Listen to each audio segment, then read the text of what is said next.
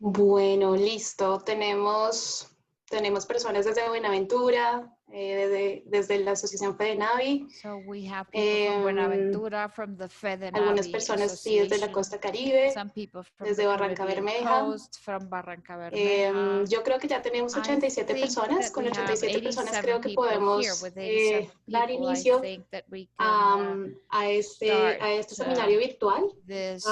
Quisiera darles la bienvenida a todos ustedes, darles las gracias por acompañarnos el día de hoy en este segundo seminario. Voy a comenzar por brindar unas pequeñas recomendaciones prácticas. El día de hoy hemos deshabilitado micrófonos y pantallas para la mayor cantidad del público. Sin embargo, vamos a tener unos espacios para interactuar con nuestra herramienta de interacción Mentimeter. Entonces, vamos a tener 3 preguntas a lo largo de estas 2 horas de seminario en las cuales ustedes nos van a poder brindar su retroalimentación. También en esta oportunidad hemos organizado traducción simultánea en caso de que haya alguna presentación en inglés.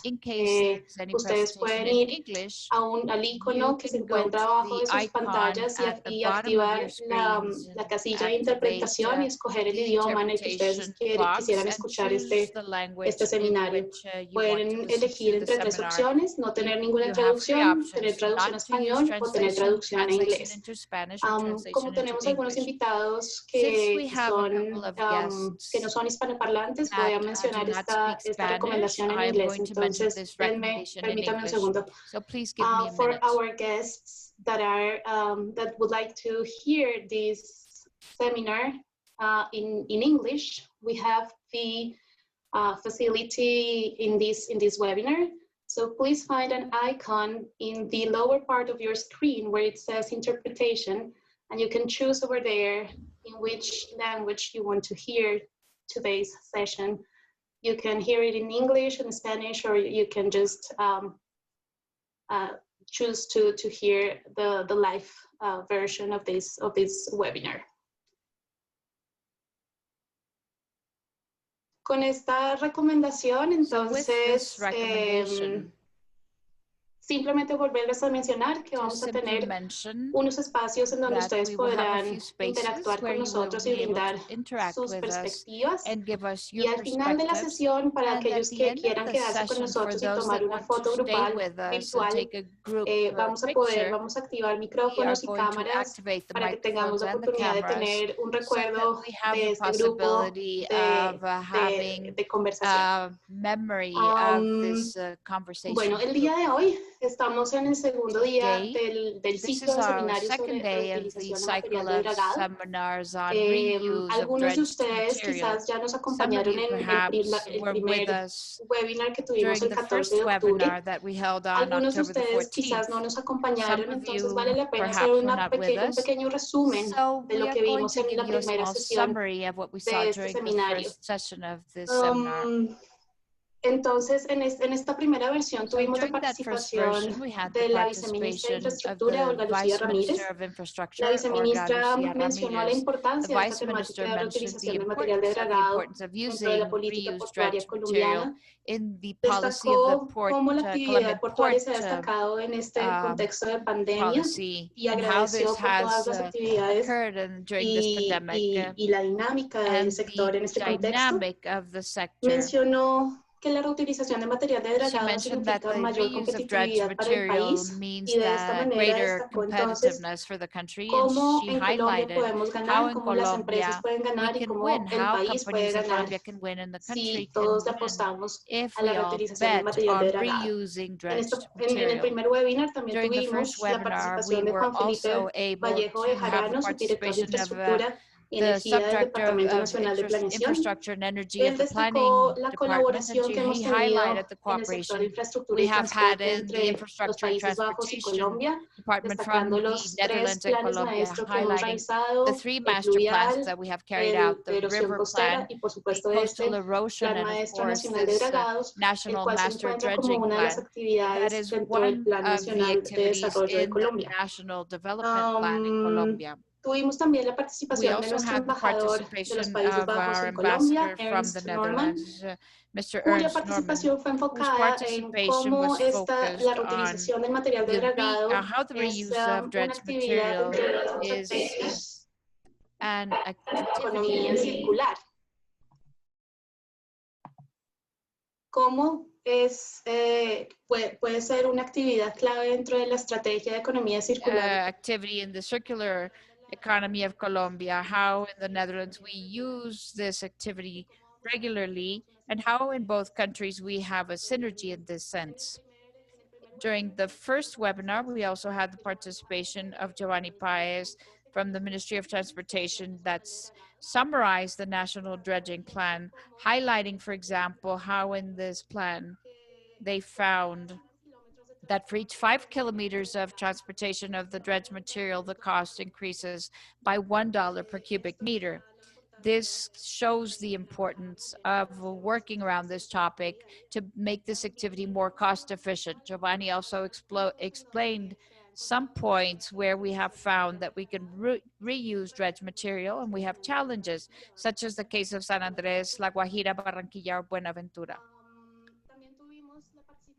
We also had the participation of Peter de Boer, senior advisor of the Water and Infrastructure Unit of the Netherlands, who focused his attention on mentioning the implementation of the legislation of the European Union, specifically the Act of Water Pollution, and how this is implemented, this act and this regulation is implemented in the Netherlands, how we have standards for reuse of these materials, how we need to analyze the topics individually, case by case.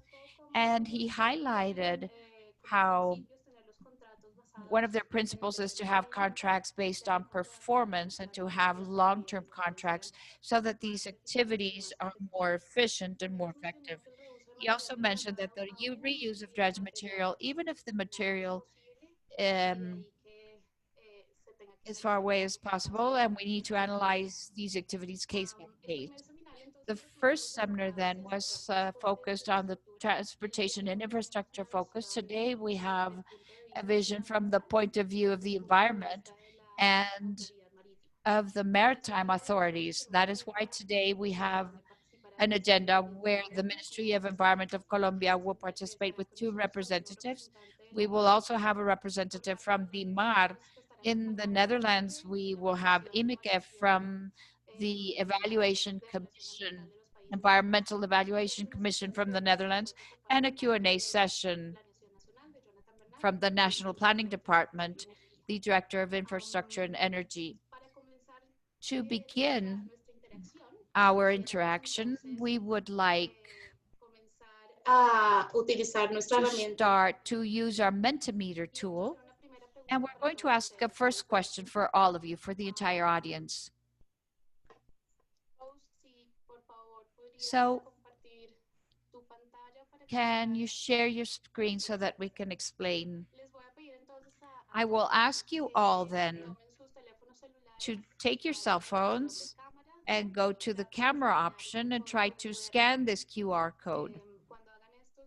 When you have done this, you will be redirected to a web page. If this does not work on your cell phones, you can go to www.menti.com and introduce code 4085449. The first question we have for today, so that we can start with the Ministry of Environment, is what elements do you believe should be considered in the update of terms of reference for the environmental license of deepening dredges? This is an open question, so we hope that you let your imaginations fly, and also that you give us elements that could be incorporated in the presentation that will come from the ministry. So what type of elements that in your consideration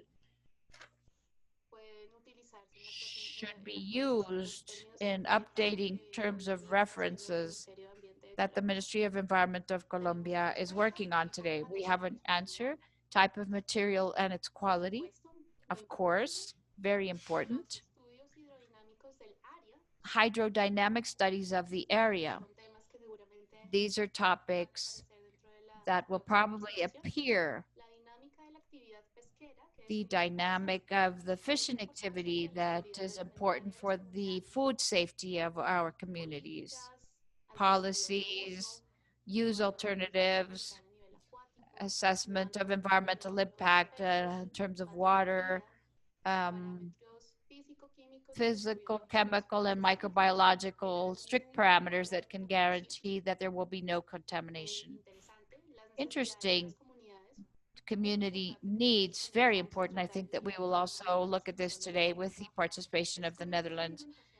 Sedimentation studies of the types of ecosystems and policies, maritime traffic areas and analysis of substrates, prior studies with the communities, define sites for final disposition, chemical and biological characterization of the material, permits for disposal areas. Well, we have a lot of interaction by all of you, and I think this is marvelous. To guarantee depth, scale economies, and to consider the impact of erosion after the dredging. Granulometry. Well, with these first ideas, I would like to introduce our two first speakers. Tenemos la participación de Jorge Augusto. We have the participation of Jorge Augusto Costa Directa from the Maritime and Coastal Affairs from the Ministry of Environment and Sustainable Development, and the participation of Andrés Felipe Carvajal from the Direction of Environmental Affairs from the Ministry of Environment and Sustainable Development in Colombia. Jorge Augusto supports technical activities of risk management area, information, and community participation. During his professional exercise, he has developed in activities and research of environmental effects, assessing the quality of water, water pollution, and technical tools for the comprehensive management of the water resource in Colombia. He's a maritime biologist. Andrés Felipe Carvajal works in urban and sectorial area and in environmental licenses in Colombia and subdirection of assessment and environmental follow-up for the projects of dredges, ports, and coastal work. And he has been a researcher at the Center of Oceanographic Works in the Caribbean. He's a civil engineer from the National University of Colombia in Medellin. And with this presentation, I give the floor to Jorge Augusto and Andrés Felipe.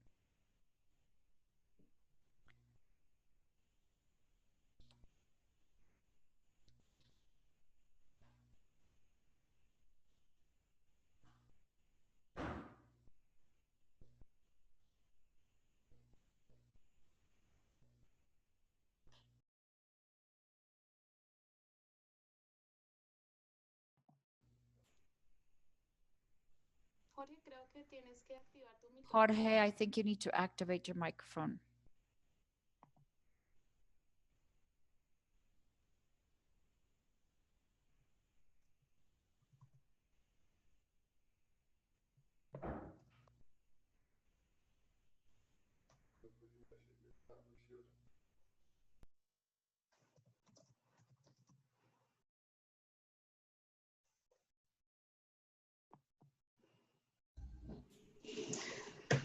Bueno, muy buen día.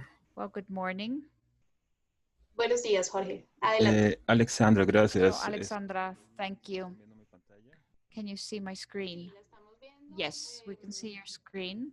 Pero podrías de pronto hacer una ampliación de pantalla para So, can you give it a full screen so that we can see it more clearly, please?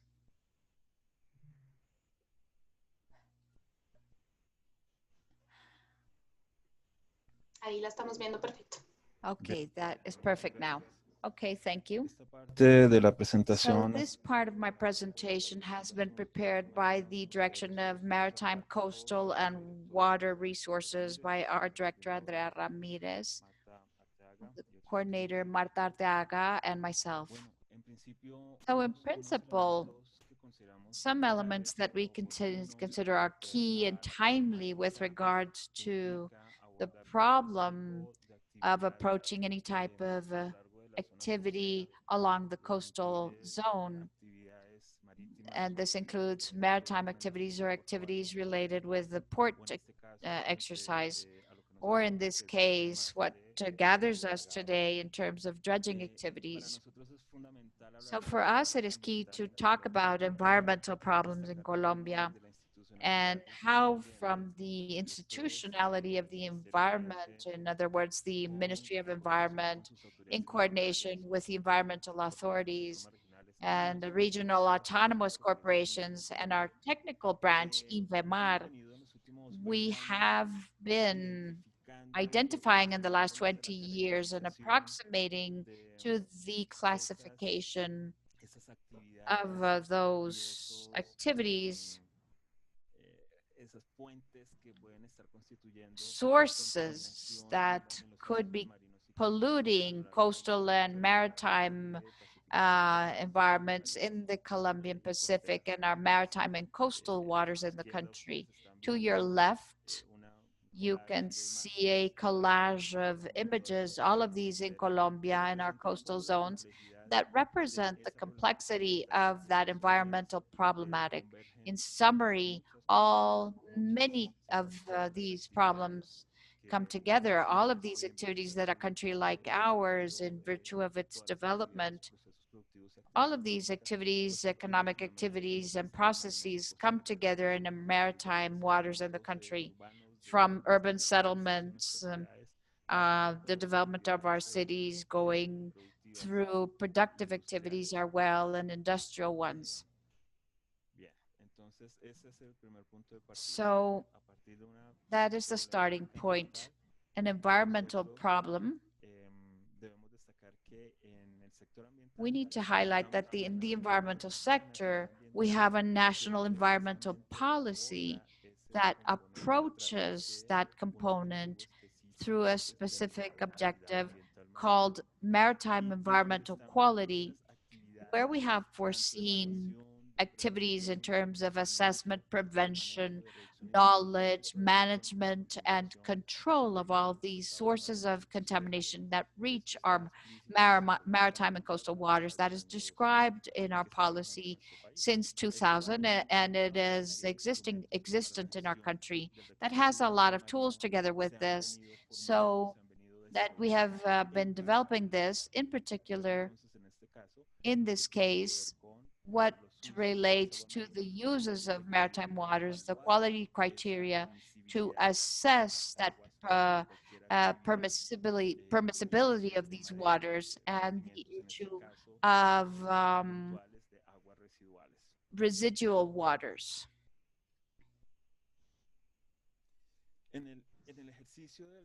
In the exercise of the environmental sector, we have been able to work with our technical arm, the INVEMAR, and all our regional corporations in the coastal area to have that capacity to observe. And we have almost 20 years of development in coordination with these corporations, with protocols and procedures that have been standardized for taking samples for measurements in maritime and coastal environments. We see it. We have around 67 parameters and contaminants in waters and other matrices such as sediments and maritime organisms present there. We have this fan of the group of variables and characteristics that in technical terms are being observed through the network of surveillance for protection of coastal waters in the country. From this exercise, we have been able to obtain information, which is the one that allows us to develop these tools. With regards to the quality of maritime waters, since 1984, we have a whole arsenal of criteria or characteristics that refer to these values that allow us to assess the destination of the hydric resource and its behavior. This is a transient norm in the legal framework. And with the problem we have observed, we're working on updating these quality criteria, focusing on the factors that are generating those impacts on the coastal area.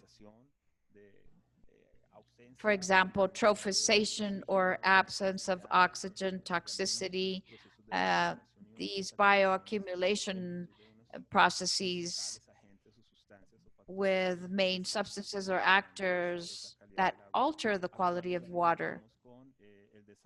We have the development of an initiative, a legal initiative that we're working inside the Ministry of Environment together with environmental activities and INVEMAR to update these quality criteria.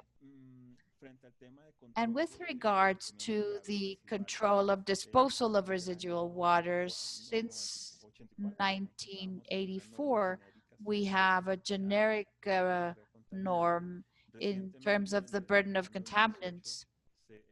And in 2018, we issued a specific norm, which is a norm of specific disposal that controls the substances, the characteristic of the substances present in residual waters of domestic and non-domestic origin, a norm that has a sectorial character. We have the list of sectors in which we have grouped this, and each one of these groups of characteristics and substances with its value in terms of concentration in residual waters as maximum allowable limits.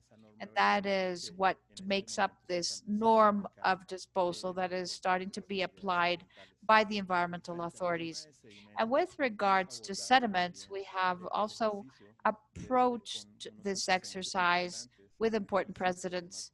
And I insist, under the framework of institutionality, working through participation schemes to be able to obtain the information that will allow us to build technical guidelines that with which we will monitor maritime sediments and quality, where the issue of evaluation and the issue of the actions we will take when we find areas where we find contaminant substances, where these sites have been affected, we see that they are affecting the environmental matrix. We need to find actions in terms of control, managing these contaminated sediments, and going up to their recovery. Simultaneously, we have been advancing in other types of tools that help us monitor. This is under the framework of institutional work with IDEAM. We have schemes to work on the sampling and follow-up. We have advanced in the national monitoring program of the water resource, both maritime and coastal, where amongst the big 8 or 9 objectives of monitoring, besides quality of water and sediments, we find other big sectors with the participation of the different institutions that we consider our priority to be able to continue approaching these with monitoring and the follow-up tools. We have advanced in environmental indicators from previous exercises. Today we have a maritime and coastal water index developed at INVEMAR for the last 20 years that have allowed us to provide follow-up to that, the status of the coastal and maritime environment based on the flora and fauna associated to the water segments. There we find the influence of each one of these factors that generate pressure on the hydric environment. And we have been able to advance and learn in terms of learning about the risk. An example for the Pacific and Tumaco, Managua wind coordination with several actors. We have been advancing when we find the presence of certain substances and analytes and certain characteristics, both in water as in sediments or organisms, that are generating vulnerability and risk. The term of contamination becomes a risk towards these maritime and coastal environments. To highlight the technical issue, how we have been documenting and publishing for several decades the issue of the presence of some of these substances, sediments, and in maritime environments, and in the organisms associated to these environmental matrices. So we find the presence or identification. We're able to quantify in the Caribbean and the Colombian Pacific. And we have different technical and scientific authors that are Colombian. And we have been able to advance both locally and regionally in the knowledge and assessment of the risk in the areas of the Caribbean and the Pacific in virtue of the presence of these contaminants. So here, to end with this last slide, first, to highlight that all along our coastal zones, we have the presence of certain factors that are generating pressure on the hydric and maritime resource and the natural resources associated to it, fauna and flora, the presence of substances that are acting as contaminants, and these are generating effects. They're limiting the use of our natural renewable resources, so they require management. That applies to advancing in topics with regards to any activity that is thought of in the coastal areas that is related with the dredging. We need to advance and materialize the concept of assessing the vulnerability with its characterization and quantification in the vulnerable system, especially with the environmental sensitivity, and doing follow-up so that we understand the topic. And with regards to the problematic of mercury, I was mentioning one of these triangles. This is where we have the issue of vulnerability in the presence of a contaminant substance and the degree of exposure that these elements, for example, the fauna and flora associated to these ecosystems, this is where we find that vulnerability, depending on these interactions. And in virtue of this, the need of aligning any decision in regards to the vision that the environmental planning instruments we have, the instruments that are being formulated or that are being developed. This implies approaching the issue of maritime interests and achieving coherence in that planning. And managing it based on restrictions required for the renewable natural resources. And lastly, the need for surveillance and control. Thank you very much.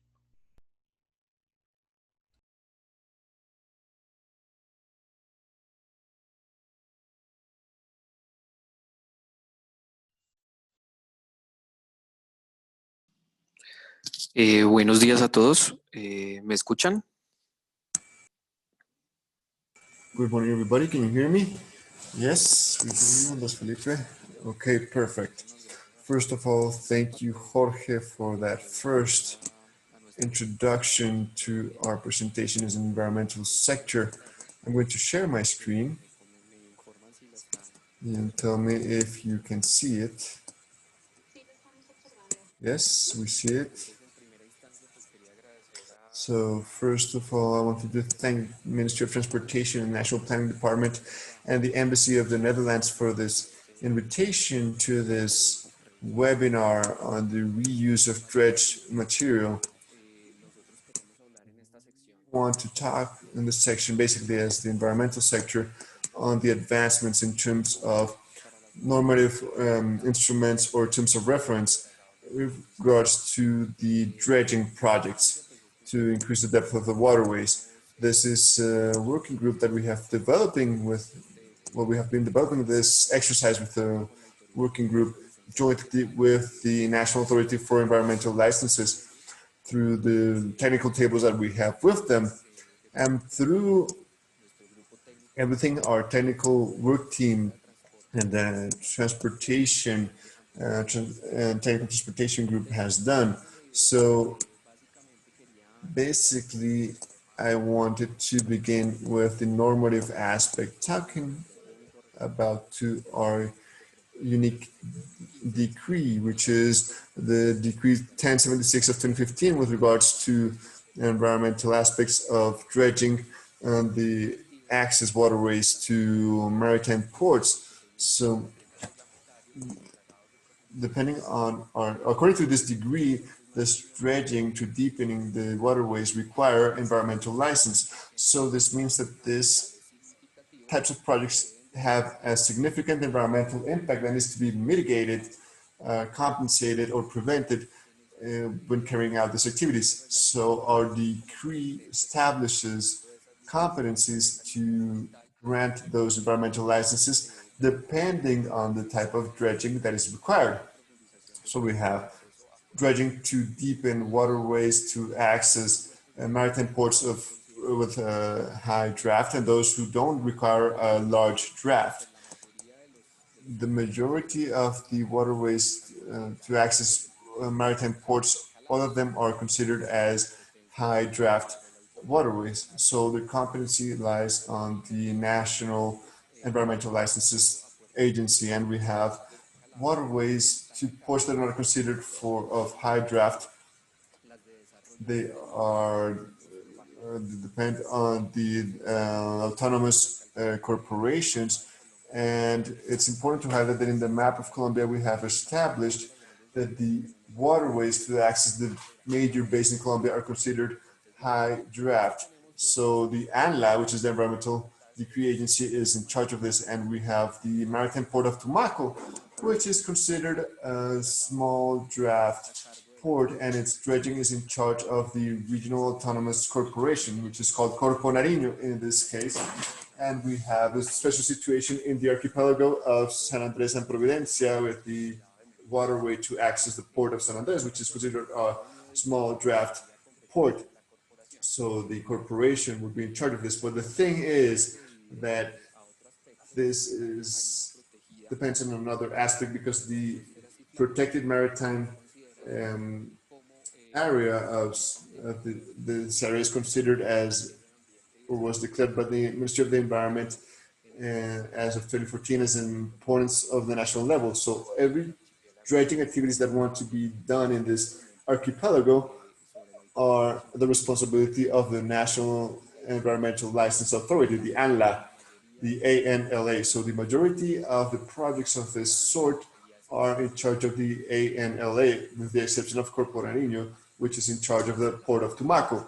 So basically, this is the normative standpoint, the environmental licenses for this type of projects. And to be able to obtain this environmental license, it's important to say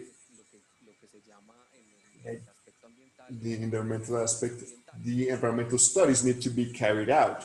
So environmental studies that the decree 1076 mentions, we basically have what has to do with the environmental impact studies. So if you want to obtain an environmental license, you need to do an environmental impact license. And this study needs to be carried out according to some terms of reference and to a general methodology to elaborate and present these studies.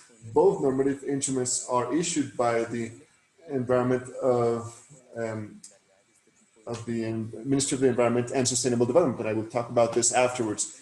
And lastly, when we do this study to obtain the license, the competent authority, which is ANLA or the regional corporation, this request should be taken to the environmental authority, and the environmental authority will evaluate and analyze this environmental impact study according to the methodology and the terms of reference, and will determine the feasibility of the project.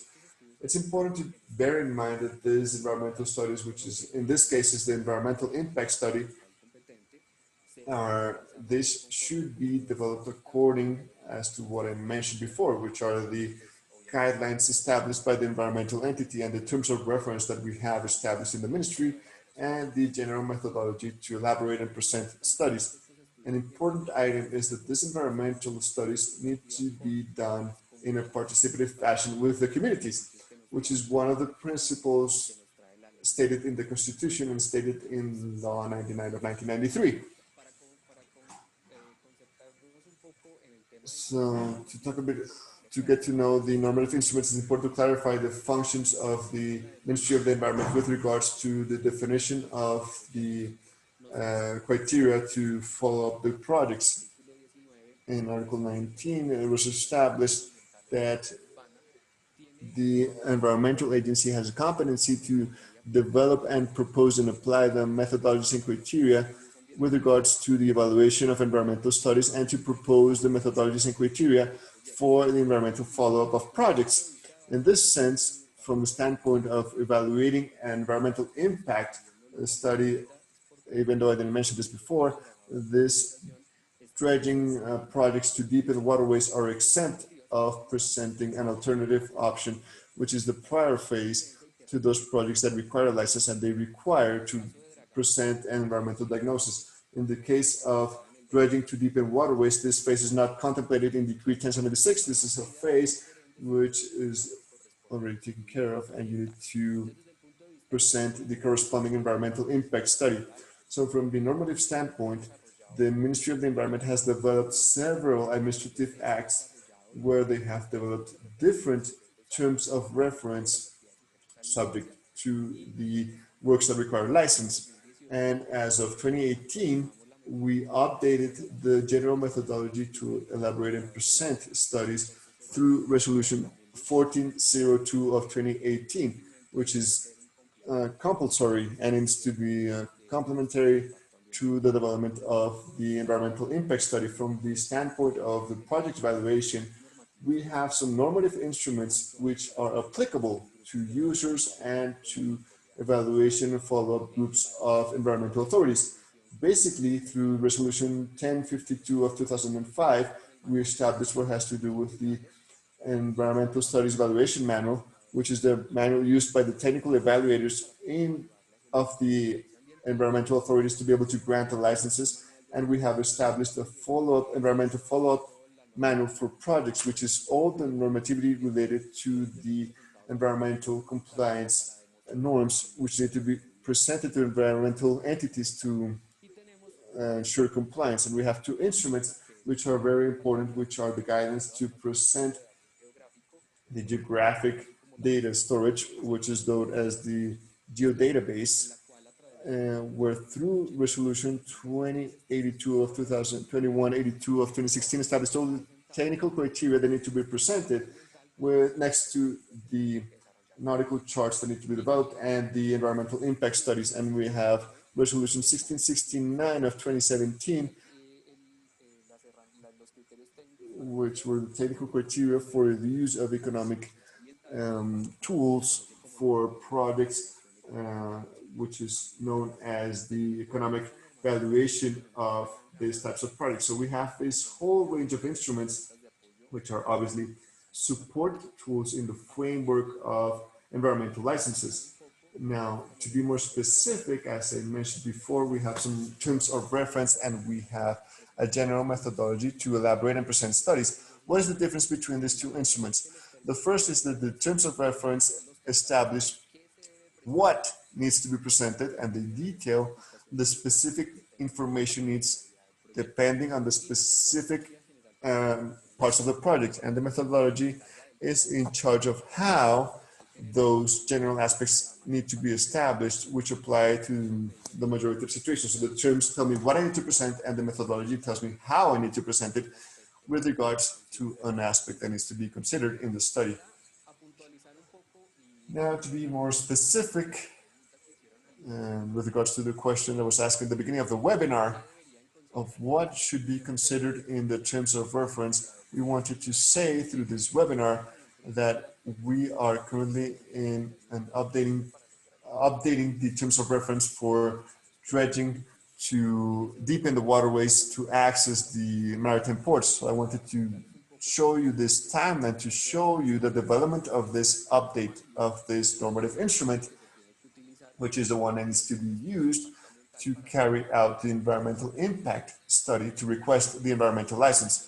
So we have some terms that are current right now as of 2006 through resolution 1272, where the terms of reference were established to request the environmental impact studies. In 2010, we issued the first version of the general methodology to elaborate and present environmental studies. In 2011, we created the National Environmental Licenses Authority, the ANLA, and as you know, we as in Ministry of the Environment, we have the competency for dredging to deepen the waterways, and nowadays the national license authorities are in charge of this since their creation in 2011. In 2016, we participated jointly, the Ministry of the Environment with the National Planning Department, the DNP, in the elaboration of the National Dredging Plan for Colombia, which was developed by Enriquez. And there a series of guidelines were developed with regards to the reuse of dredged material. And we were an active part in the development of those technical documents that are serving as support for this update. In 2018, we presented the request for approval of a normative initiative to update the terms of reference. And in that year, we adopted the new general methodology to adopt and present studies, which is current right now, and it is the one that's applicable right now to carry out environmental studies. In 2019, next with the ANLA and the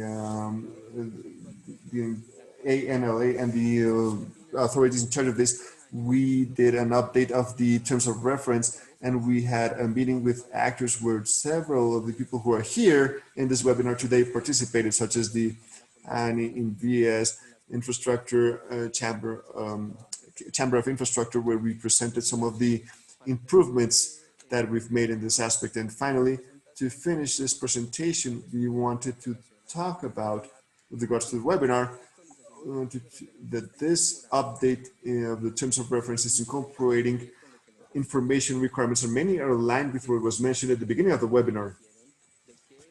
With that question, that what should the terms of reference contemplate? Well, many of the things that you mentioned are already included. They are already tuned and agreed upon with the ANLA and with different stakeholders. The idea is that there should be a public consultation for this process, and you're going to have the space to make the respective comments. But focusing on the reuse of dredged material, we are incorporating requirements with regards to the use of dredged materials could be done as long as there's technical information from the standpoint of the guidelines.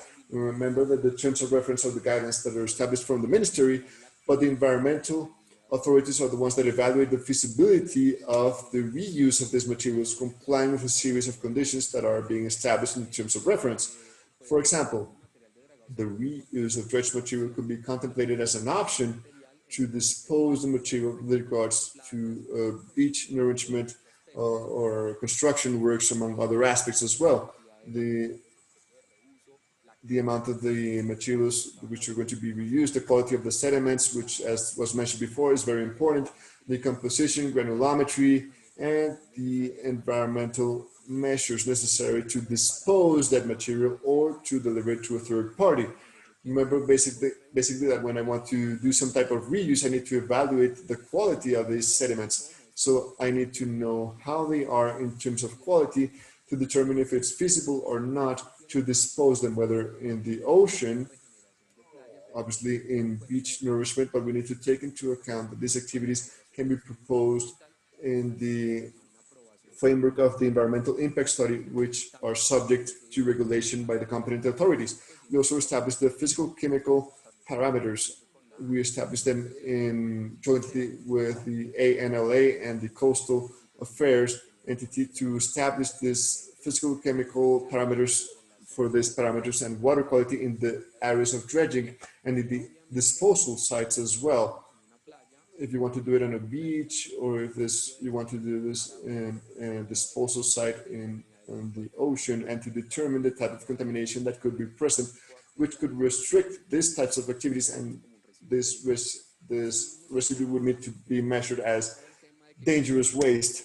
So when you state a reuse of material for beach nourishment, you need to do the characterization of the coastline, the dynamic of the coast, the hydrodynamics of the place, to be able to establish the feasibility of this regeneration from the dredged material, and to know the state of the coastline and of the changes that can occur in the short, medium, and long term.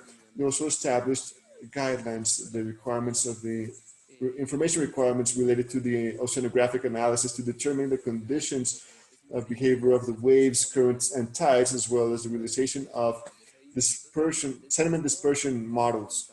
So everything that was mentioned at the beginning of the webinar is being incorporated, and it's being key to present those information guidelines so that the users propose those activities, and the environmental authorities are the ones that determine the feasibility of being able to carry out a reuse activity, for example. We need to bear in mind that not only the dredging to deepen the waterways require environmental licenses, beach nourishment are also subject to environmental licenses. So for example, if the dredger wants to use that material in a different way as they have been doing, they would need to present to the environmental authorities for their consideration and evaluation a whole series of requirements that are stated and established in the terms that you're going to get to know in the public consultation that we're planning for November, so that that activity, the feasibility of that activity is determined from the environmental standpoint. So basically with this, we've finished our presentation. I would like to thank the invitation to this webinar, and we will stay in touch for any comments. Felipe, muchísimas gracias también a Jorge Augusto. Thank you, Andres Felipe. Thank you very much to Jorge Augusto. I think the presentations were very informative, and they were complementary with the first webinar. So I believe that this Q&A session is very well populated. So I would like to introduce our second Mentimeter question, which is going to set the stage for the next presentation in charge of the maritime authorities. So could you please go once again to your cell phones and scan the QR code, or you can go to the webpage www.menti.com and introduce the code 4085449. Our question right now is very specific. We would like to ask you if you know the scientific and technical analysis activities that the DIMAR, the Maritime Authority in Colombia, does with the support of its research centers in Cartagena and Tumaco. We have between 40 and 45% of people of the 137 people who are here with us today who know, but this proportion is increasing towards no.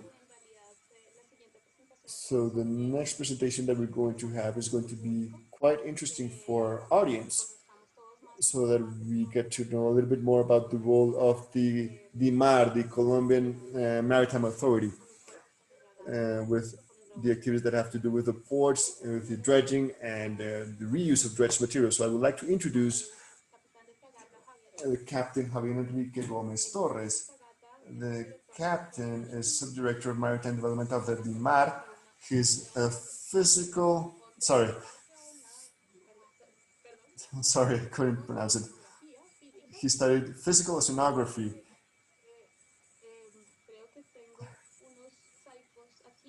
I think I have some typos here, but okay.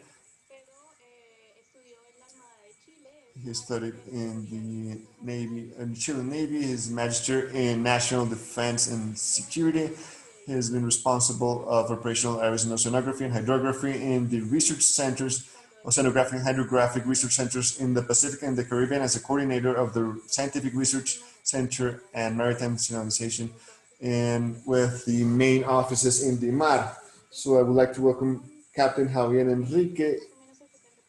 we have about 70% of the people who don't know the activities of the DIMAR. Thank you, Alexandra. Good morning, everybody. And we'd like to thank the National Planning Department, the Ministry of Transportation, and the Netherlands for this very interesting opportunity. And thank you for that context. There's a very high percentage who don't know about the activities that we carry out. But it's also very interesting that the Ministry of the Environment with Jorge and with Andres Felipe, that they did this prior presentations and that they did not talk about the capabilities of the MAR, because I use this opportunity to say that a month ago we signed a treaty between the MAR and the MAR to work jointly in these problems of coastal use planning and with the problems related to coastal erosion. And throughout this presentation that I'm going to do, we're going to mention some common elements between what the Environmental Ministry mentioned and what we mentioned from the DIMAR, from the maritime authorities, so that the results are obtained through synergies where we combine these technological scientific capabilities and of course in an environmental framework which allows us to grow and continue to contribute to the national maritime development. I'm going to share my screen right now.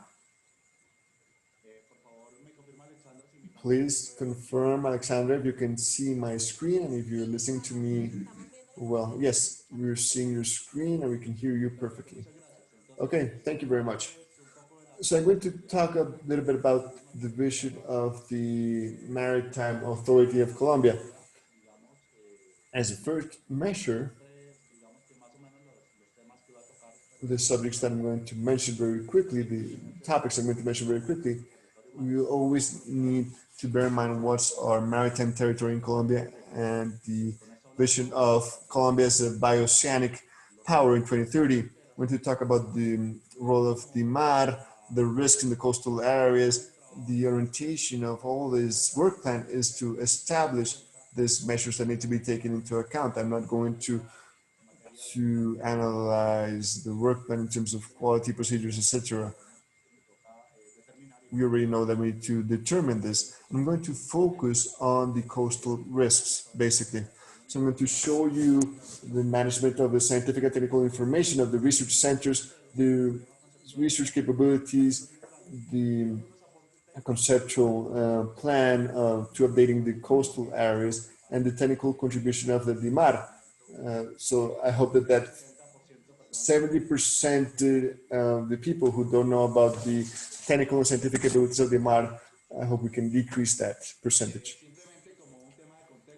Just for context, we always need to bear in mind that our Colombian maritime territory, we're talking about nearly 45% of our national territory, more than 128,000 square kilometers and 3,200 kilometers of coastline.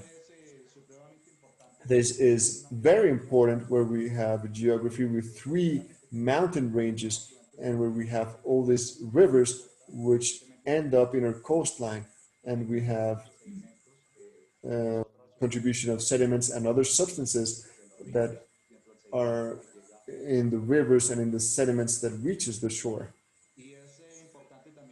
It's important to have in this context our vision for Colombia as a bioceanic power, that is Compass 3990, which establishes strategies for the action plan. Here we have the institutional bioceanic governance, sovereignty, defense, and holistic maritime safety, knowledge, research, and maritime culture, planning and management of maritime and territorial use planning, and development of activities in the different municipalities. So we talk about the national maritime interest and how to use the oceans and the coasts in the best way possible for the social and economic development of the country. This is framed in sustainable development policies. So with environmental controls as a framework to establish how we can do things as best as possible to guarantee that this is sustainable through time. In general, the maritime authorities are comprised in regional environment by port authorities, which are in charge of exercising maritime activities with the contribution and knowledge of each location, focusing on the port areas of the country, where we have maritime traffic control stations. But for this particular case, we have the two research centers. One is located in the city of Cartagena, the other one is located in the city of Tumaco, to have a coverage on each of our coasts with some scientific research platforms and other means which allow us to carry out our functions according to Decree 1024. And we want to emphasize the risks on the coastal areas. Everything is focused on the purpose of the talk, which is the reuse of the dredged material. So in this case, we're going to talk about the natural threats, for example, tsunamis, which arise from seismic risk. We have climate risk as well, which generate floods, risk due to coastal erosion, flood erosion, and other anitropic risks. I'm going to talk about how each of these risks develop. And talking about coastal erosion specifically, we see that the coastline is affected and the sea bottom is affected as well. And we see that there are some natural processes and some anthropic processes. We find the increase in the water level, the sea level, alterations in sediments, waves, due to storms, the actions of the waves, longitudinal transport means along the coastline, which makes sediments being transported as a normal phenomenon, the actions of the wind, the actions of the tides, other geological aspects, and other components such as bioerosion, abrasion, and chemical attacks on these rocks. And there are other series of anthropic factors which are caused by man when we don't have an adequate clarity of, for example, coast engineering, numeric modeling. Each element that we construct is going to have an effect, either increasing or erosion, but it requires a detailed analysis and modeling to know precisely what the impact is going to be. So among those, we have the removal of sediments, for example, in the case of mining, the building of structures which interrupt the transport of sediments, modification of natural shore protection, and occupation and urbanization of lower and environmentally sensitive areas. To manage these aspects, we have two territorial entities, which are the research, oceanographic and hydrographic research centers. We manage the technical and scientific information in our coastal areas with them. They have some processes or areas where we have hydrography, oceanography, the protection of the marine environment, and management of the coastal areas. Some areas that include institutional strengthening and science, technology, and innovation. I'm talking about some specific points that I will highlight. Among those, the coastal area, we have all the administration of public goods. We saw how the anthropic factors and the occupation of the coastal area generates an impact. The maritime and coastal use planning as well, due to the hydrography, through the hydrography branch, we do the nautical charts and we determine the areas that are suitable for navigation and the access to our ports. And this is complemented by geophysical studies and the marine geology studies. In the oceanography component, we have mentioned this before, how studying the currents in the littoral areas are important. And we have the important capabilities in oceanographic and atmospheric modeling. And we have a oceanographic meteorological measurement network, where we have equipment to measure the tides, and we see how the sea level is changing. In the area of marine environment protection, we have important labs that contribute to the study of contaminants, environmental monitoring, and water quality. We have different labs, geology, biology, microbiology, which allow us to have some important capabilities to study the quality of the sediments, the water quality, and everything that interests us in this aspect that we are talking about. All of this technical and scientific information management is aligned with the international standards. So we work with the International Maritime Organization, the IMO. We work with the IALA as well. We're part of that as well, the IHO, the Intergovernmental Oceanographic Agency, and the PINC, which gives us important guidelines to carry out these dredging activities and to establish the waterways. In terms of researching coastal topics, we are specifically diving into the management of our coastal areas. We have different components such as the public use goods, the analysis of all the coastal processes where we have beach morphology, morphodynamic of beaches, the beach numeric modeling, the dynamic of the coast, where we analyze the dynamics of the coast in the short and long term, sediment transportation, beach engineering, and the coastal risks, where we analyze vulnerabilities and risks. For this, we have some activities such as coastal mapping, digital cartography analysis, and remote sensoring and a sedimentology lab. Conceptually, we're going to talk about 3 basic stages that we have to carry out these research lines. Among those, we have the phase of knowledge, understanding, and the proposal. In terms of knowledge, it's acquiring data and the analysis of the area. We have gathering of basic information in the prior studies on each area of study and the description of that area that we have mentioned in the hydrographic processes, the oceanographic processes, morphological processes, geological processes, and geophysical processes that help us to carry out all of this analysis. And this is up to the next phase. To determine the problem. With that, we do the diagnosis of the area under study, the hydrodynamic characterization, and the analysis of the coastline dynamic. Based on that, we establish the proposals for solution, where we propose alternatives for the solution. In this case, for the reuse of dredge material, we could establish that that material should be used for creation or regeneration of beaches, construction of contention perimeter work, the open sea limits or areas for protection of coastal areas. Here I will talk about some of the works we have done in these studies of the problem of coastal erosion and where we are contributing.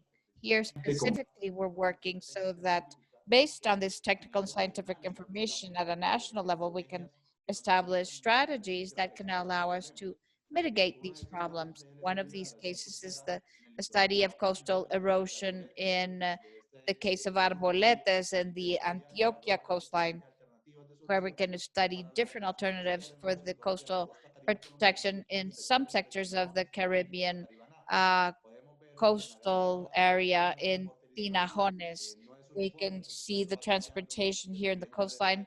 It is not uniform. It depends on the morphology of the coast, the type of material, and so we transport more or less sediment at some point, and that the effect of that transportation can go back in some places more than others, that coastline can go back in some areas more than others, so that that coastal erosion is more obvious in some places. The other one is the morphodynamic study of the National Park in Los Corrales de San Rosario and San Bernardo, where we design alternatives that allow preventing or mitigating erosion problems that appear in the Parque San Bernardo and El Rosario. On the other hand, at the entrance of the area of Cartagena, the MAR have the Maritime Traffic Control Station, but we have the forts of San Jose and San Fernando that have had important impacts in terms of coastal erosion. In that case, the hydrodynamic and morphodynamic of playa and of the beach, where we expect to have a solution, studies for diagnosis and evolution of the coastal erosion at the Rosario Islands. And cambiar un poco here el enfoque we porque no will solamente hemos estado change hablando the focus slightly because we have talked about protection against coastal erosion, but we have an interesting case here de generación de on how the regeneration of some islands that factor used to exist and how this could be a fundamental factor for the protection se han against presentado, digamos, tsunamis in Tumaco. In our history, recent history in the last century, we have had two earthquakes, two important earthquakes, one in 1906 and another one in 1979, where we que afectó had this great wave, this la tsunami that affected the coast. isla, el guano, And somehow this island, El Tuano, located in Tumaco, mitigated the impact of that tsunami wave. That island absorbed a large part of the material, and it is regenerated slowly based on the sediments that are contributed in transportation to the northwest, coming mainly from the Mira River. But that process is slow, and the case of a next tsunami in Tumaco, statistically, this should occur, and the country has been preparing for this. But we think that regenerating this island could be something beneficial. So through the study of the dynamic of the coastline and of all this process of cuáles the serían tsunami unas has enabled identifying some alternatives. And the images that we have here are just a reference because this has just been a study and a proposal that we have presented from the Oceanographical Center at the Pacific, where we would establish how reusing the dredged material from the canal in Tumaco, because we have a recurring problem. Tumaco, porque we ese need to dredge frequently because that sediment that appears is deposited in the canal. In fact, Tumaco has a specific case because we have two canals here, the navigation canal and another one, which is a sediment trap. But this deposit of sediment is so frequent that the canal or that the dredging has to be done very frequently, both in the canal as in the sediment trap. So the regeneration, as we can see on this image, in this area over here, would be very beneficial for the impact or to mitigate the impact of the tsunami wave, given that Tumaco is a place where we have these earthquakes very frequently. And these cases where this has already occurred because of the rupture of this fault, there's a high probability of the occurrence of a tsunami, and this work would be very beneficial. And to end, of course, I have to stop about safety. I have to talk about safety and navigation and the impact in what regards the depth and the maintenance, or what our navigation canals require for safe navigation. An aspect of interest in this webinar where we talk about the reuse of dredged material, but of course, to have this material, we need to dredge and we have important needs. And of course, DIMAR has that important responsibility on indicating the canals and provide the conditions, the safety conditions, so that the maritime canals work well. The Panama Canal are the driver of the ships that move, especially in the Colombian Pacific. Our canal in Buenaventura right now has 12.5 meters in depth. In the external, it has 13.5, but externally it has 12.5. So subtracting the UKC, the ships that should be coming into Buenaventura safely are the ones that would have a depth of 11 to 11.3 meters. So that means that basically we are delayed about 30 years ago, because today the ships that come in are the ones that are around 15.2 meters in keel, considering that in terms of the hydrodynamic in Buenaventura and the difference in density in water, when the ships go into Buenaventura, the ship, Cale un since it poco más cuando entra a la has bahía. a lower density, it has a larger draft when it goes into the bay. So even if in the external part we have a 12.5, the ship has more draft and that impacts its capacity. And in terms of impact, we're satisfied when the big ship containers can go in, container ships can go in, but Y the efectivamente, pues ahí conditions are very difficult, and we have needs under the framework of maritime safety that canals have the depths and the required safety. This is the Canal of Buenaventura, where we have design characteristics. We have limitations due to the high sedimentation, the width of the canal, the tide currents, especially in La Bucana, where the depth is 12.5, and we need to subtract the margin of safety under the draft. And some ships have up to 49 meters, and that generates complicated conditions. And additionally, to the fact that the depth of the keel with the demand of the ships, we find areas that are outside the design of the canal, but these are navigable areas where we have depth of 9.9. So it makes it more complex in caves of safety, but this is just to refer to the dredging conditions that we require, and that this is a contribution of the material when we're able to consolidate the works that we require. And going to the conclusions in what regards the reuse of dredged material, according to data of the International Maritime Organization, about 10% of the dredged material could be contaminated because of industrial, municipal, or ship um, discharges. And in that sense, an anticipated conclusion is all the measures that should be taken to be able to establish the quality of the material before authorizing the reuse of those materials. On the other hand, that reuse of dredged material, we think mainly on coastal erosion. This is a national problem. And dredging, in some cases, not in all of them, we could have the convenience of reusing this material, but not only against coastal erosion, but also for regeneration of beaches, protection against tsunamis. And this can also provide benefits in terms of tourism, beaches that are wider and that could be used for the social benefits. The reuse of dredged material could be interesting if the physical and chemical characteristics of the material allow, as long as it doesn't affect the environment negatively. It is also important to characterize the material and evaluate the environmental impact besides the cost benefit of the reuse of the material.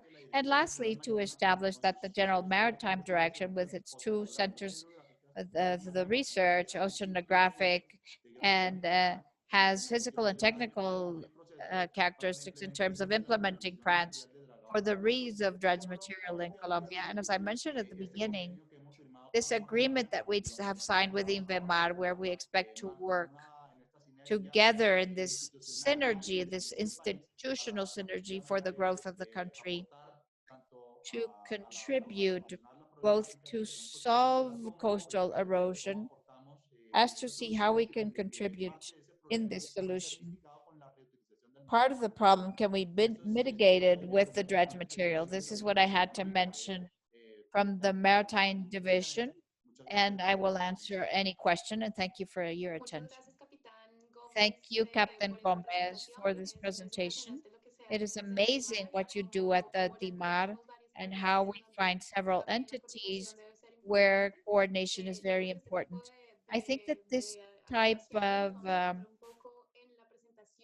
issues we will find in the following presentation. The next presentation will be shared by Inke Steinhauer. She's representative of the Dutch Commission of Environmental Assessment. She has worked in different NGOs. Yes, Captain. Thank you, Alexandra. Inge has worked at the NGO International Conservation for 4 years, another NGO of rural development in Bolivia. After she came back to the Netherlands, she has been working with the Environmental Evaluation Organization, and she has been there for more than 25 years. She's the technical secretary of this entity right now, and in her responsibilities, she had the development of capacities with regards to environmental evaluation and strategic environmental evaluation. She's a biologist, and without any further ado, I give the microphone to Enriquez. Thank you, Alexandra. And I'm going to share my screen. Can you see my screen? Yes, yes. Can you share your full screen?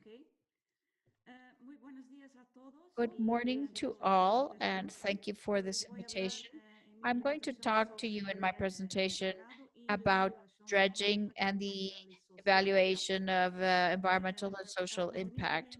The content of my presentation is this. I will talk a little bit about what the EIA evaluation of environmental and social impact is, the Dutch Commission and its role in the Netherlands and abroad. And I will also talk about certain experiences in Colombia. And then I will show you 2 case studies about applying EIA in dredging projects. One is a case in Colombia, the Canal Arabera in Cartagena. Another one is a case in my country called the sand motor. Ineke, I would like to ask you to share the full screen. There should be an icon that is like a screen with an antenna looking downward. And if you click there,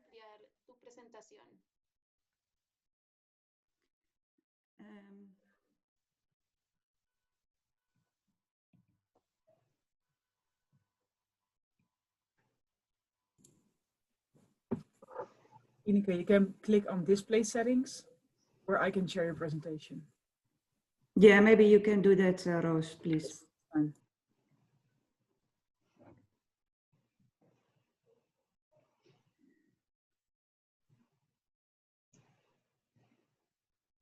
Súper.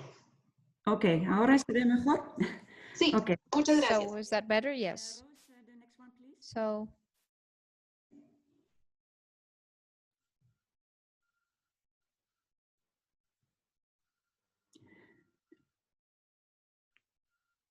el siguiente, por favor. next one, please. Next slide. Gracias. So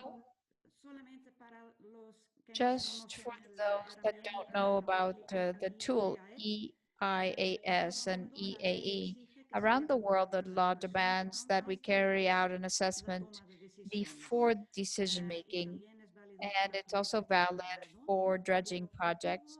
And the objective of the instrument, of the EIA instrument, is to guarantee that the environmental and social consequences of the proposed activities are added into the decisions.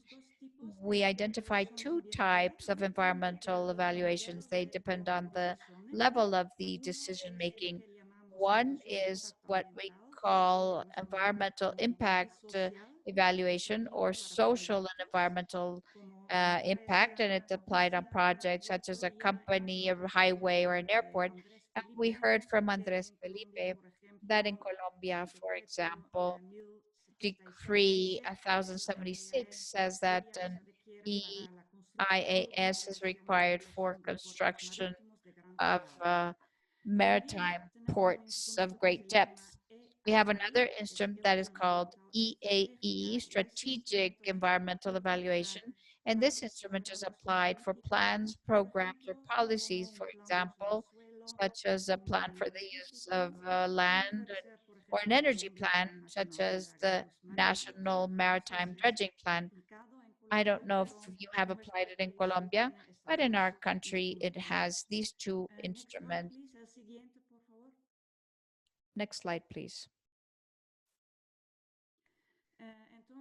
So the Dutch Commission of Environmental Assessment, what is its role in the Netherlands? This is an independent organism of experts. We are in the law, it has a legal status, and we're involved in all of the environmental impact processes and in the strategic environmental processes in the Netherlands. What we do is that we provide and we publish non-binding advice on the scope or terms of reference for environmental impact studies. And then when the studies are finalized, we do a review of the quality in an independent manner, and we grant this advice to the responsible government agencies, what we call competent authorities. And these competent authorities can be different. For example, it could be a ministry, it could be a municipality, and that depends on who is going to grant the environmental license. In our country, it's not always the environmental ministry. It depends on the government or the project or the plan. And this advisory for the decision making, we do that 50 times a year. It's important to mention that the Commission does public tasks. We don't participate in tender processes, nor do we prepare or write the same EIA studies. That belongs to the consulting work. We receive funds from our government, 100%, but our independence is guaranteed in the environment law. And it is also the combination of experience, independence, and we always publish our reports. So that way everybody can have access to what the Commission says.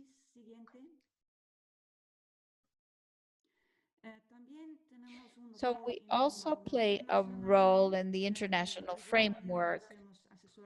We do independent advisory on the scope of the terms of references for environmental impact studies, independent of their quality, but we do something else.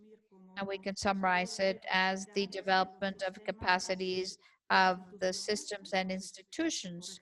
So for example, a Ministry of Environment that is working on improving its EIA regulation, they can ask the Commission for help to help them with this task. We also have a knowledge and learning platform. We have the website here, and it has a lot of information on legislation, practices, case studies. So I invite you to visit this website. It also has a part in Spanish, but most of it is information in English. For our international work, we receive funds from the Ministry of Cooperation to Development, and since 1993, for countries with which the Netherlands has bilateral cooperation. So we have this way of working, more than 25 years of working like this, and we can also work with strategic partners such as the World Bank, other donors, and the Dutch Enterprise Agency, under which we are doing these webinars. Next one, please. We have a secretariat of the Commission based in Utrecht, in Holland, in the center of the country. We have around 40 employees, out of which 50% work internationally. But we have a large network of experts, around 400, that we have on our database. And for each consultancy, we form work groups. So we invite 3 or 4 experts, depending on the characteristics of the project on which we do the consultancy. But with this network of experts, we can always guarantee that we have collective experience that can cover all the fields related to the environment and to the social part of the activities for which you require an EIA or an EAAE. Not only experts from the Netherlands, they could be experts from the country where the project is being carried out or where the EIA is being done. Next one, please. So this is just to show you where we work internationally. We can see on the map that we have a lot of activities in Latin America. Generally, we can only work in countries eligible for the Dutch development cooperation, and there our aid is free, especially for the competent authorities if you require independent advisory, but also for government agencies, NGOs, or the academic world when they require capacity development, for example, workshops on EIA or EAE. In other cases, we can give assistance, but the support can be given. You have to pay for it, but we don't have profit purposes. We're a nonprofit organization. What we have done in Colombia, you can see that we have reviewed the quality of an EIE on the Bocana Estabilizada in Cartagena in collaboration with Cardique. There's a picture to the right that shows the way the project is operating. Perhaps some of you know this project. About 10 years ago, we have had a memorandum of understanding with the Ministry of Environment around several activities in strategic environmental evaluation. We also did a seminar on EIA and EAE in the mining sector. And our last activity was a review of an EIA for the access canal to the Bay of Cartagena upon request of the Ministry of Environment. If you want to learn more about these activities, I invite you to visit the website that appears at the bottom of the slide. And it has information on what we have done in Colombia. Next slide, please. Now I'm going to talk to you about the first case, which is the Varadero Canal. Probably most of you know about this project. And since Captain Gomez has mentioned, in this case, especially because of the port containers that come from the Panama Canal and that wanted to visit the port of Cartagena, they could not enter because the canal had reached its maximum width and depth. So they designed to enhance its capacity to face the expected growth of the port. But at the same time, there was the controversy because of the potential environmental and social impact.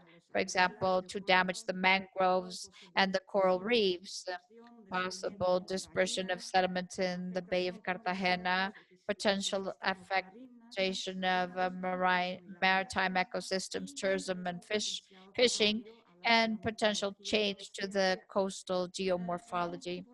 So for that reason,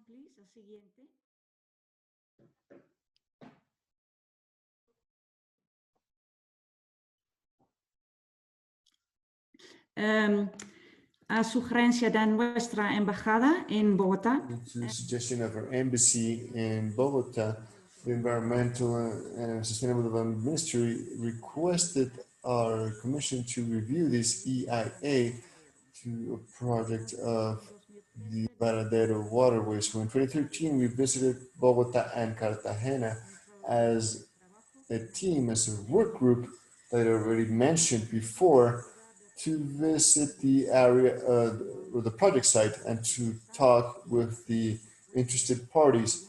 And in the picture, we can see some members of our group, but also representatives from the ministry, from the ANLA, and a person from the CIOH, which are the Hydrographic and Oceanographic Research Center, which is the person in white uniform. Next slide, please.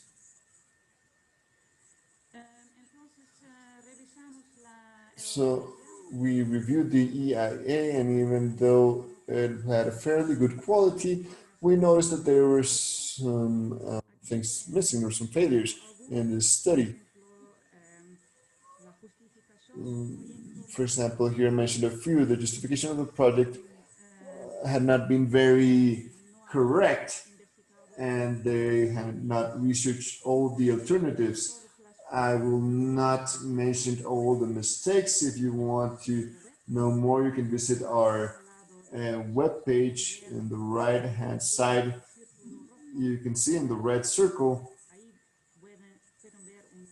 you can see a link where you can have access to the report. And now I want to focus more on our opinion with regards to the quality of the follow-ups. For example, we noticed that the EIA describes very well the location of the disposal sites in the ocean, the location and design of two areas for sand and nourishment, the Boca Chica and Abanico Island beaches. We also had information about the composition and amount of material, the distance that it should be transported, and the description of safety measures. However, there was no information with regards to the quality of the sediments. There was information on the composition and quantity, but not with regards to the quality.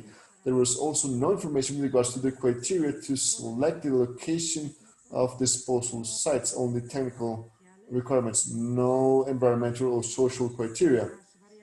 There was no information on the variations on the direction and speed of currents during the day or during the year, which makes certain periods of the day or the year not apt for the disposal. There was no information either on alternative transportation methods for the sediments, the ecological value of the seabed which was receiving the sediments. There was no information on this as well, and the description of a monitoring program to monitoring the water quality and around the disposal sites during the execution of the project. Next slide, please. So our comments have been the following. We recommend that an annex or an addendum or a complement should be done to the EIA to be able to include the following information. More information with regards to the quality of the sediments in each of the sites and the possible consequences of the suspension of the sediments on the quality of water in the biotic environment within and close to the disposal sites. We also need to include a discussion about the alternative locations for the disposal of the sediments and the water sand nourishment, as well as the way in which the sediments will be transported from the site of the dredging to the unloading or nourishment sites. We also advise to include the criteria to select the alternatives, and this should be explicit. So not only technical or economic criteria, but also social and environmental considerations with regards to the variation in the direction and speed of current during the day or year when planning a discharge or disposal plan. We should include more information about the ecological value of the sea bottom, which is receiving the sediments. And finally, a monitoring program should be done to monitor the quality of the water within and around the disposal sites. Next slide, please. Entonces, ¿qué pasó después? So what happened afterwards? comments of the Commission contributed to a critical reflection within the Colombian government, and they decided to suspend the project and look for other alternatives. The ANLA decided not to grant the environmental license, and finally, I don't know the current status of the project, but in 2015 we did a case study which describes a bit what happened afterwards in terms of the EIA study. And another EIA study has been done, and for those who are interested, I can share this case study. So that's all about Colombia. Now we're going to talk about another case study in my country. Next slide, please.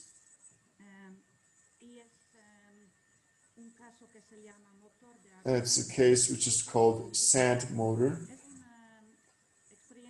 It is an experience, an EIA experience for an experiment with regards to coastal erosion, which we're going to fight using the forces of nature. Our commission advised on the terms of reference for the EIA and reviewed the quality of the EIA. And to explain a little bit, the EIA in my country is compulsory for those types of projects because the possible effects could be negative by extracting sand in large scale on the environment and on the nutrients. Next slide, please. So what's the current situation? In many places along our coastline, the sand that is eroded to the ocean is replenished every 5 years. That's the current practice. Pumping sand on the beach promotes the accumulation of dunes and reduces the risk of flooding. Regenerating and reinforcing the dunes brings like a buffer against the increase in the sea level due to climate change and guarantees the safety of the coast in the long term, which has been what has been the objective of the project. The project examines how the natural processes can help in the accumulation of dunes. A possible beneficial effect could be that you don't require so much maintenance every 5 years, reducing the frequency and therefore altering the life on the ocean floor or bottom. This project could give greater possibility to preserve nature and recreation. And finally, it could possibly be an appropriate solution for all countries with densely populated coastal areas which are susceptible to erosion, coastal erosion, and to the increase of the sea level. So the project has been an experiment to show if these expected effects could actually occur. Next slide, please.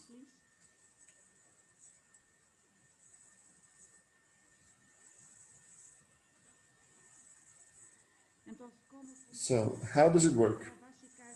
The basic idea is that you deposit a great amount of sand in a single point in front of the coast instead of depositing small amounts during a period of time in several points along the coast.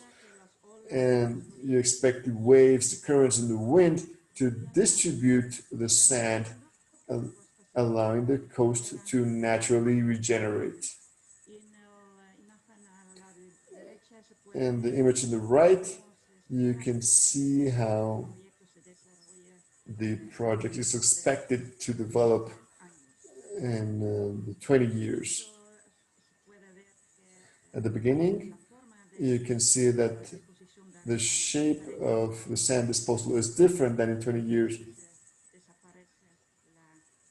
where the material that you placed there almost disappeared. Next slide, please.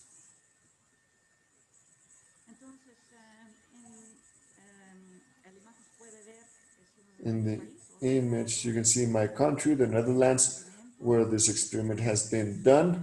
The selection of the experiment has had to be very important because a bit to the north, for example, we have our most important port of Rotterdam. And obviously, they believe that the experiment would affect the access to our port. In the EIA, which has been done for the experiment, we evaluated two main alternatives. One alternative has been to deposit great amounts of sand below the water. Another alternative has been to pile sand to create an island or peninsula in the ocean, which can be used for recreation or it can become a natural reserve. Another alternative has been the business as usual alternative for comparison. And the effects of several methods of extraction, sand extraction sites were evaluated. And all the alternatives, the amount of sand was the same, 20 million cubic meters. Next slide, please.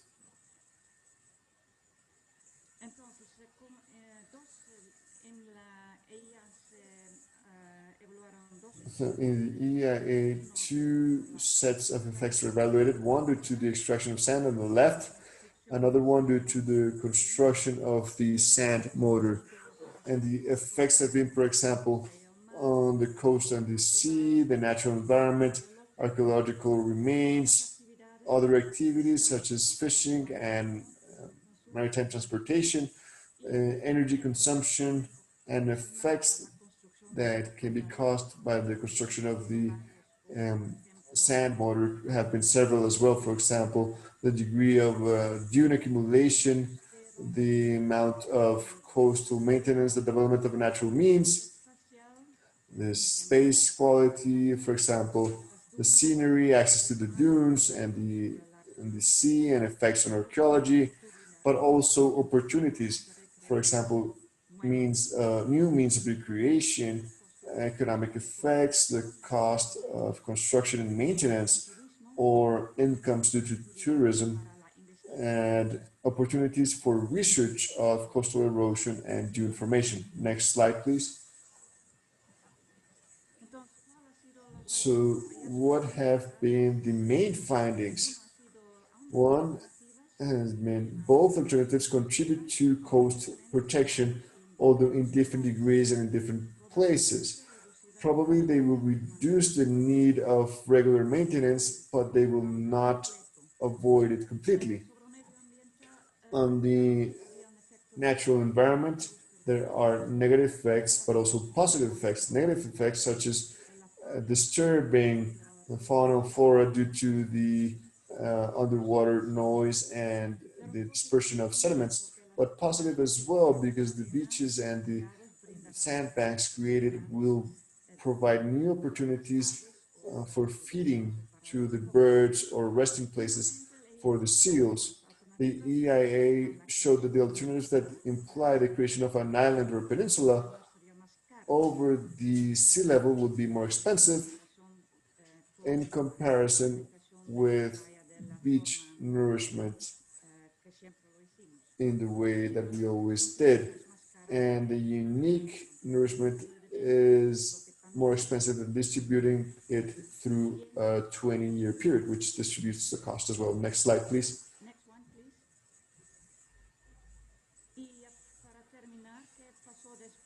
And to finish, what happened afterwards, the findings of the quality review, independent quality review by our commission, and also the results of public participation, also very important, were incorporated in the design and implementation of the project.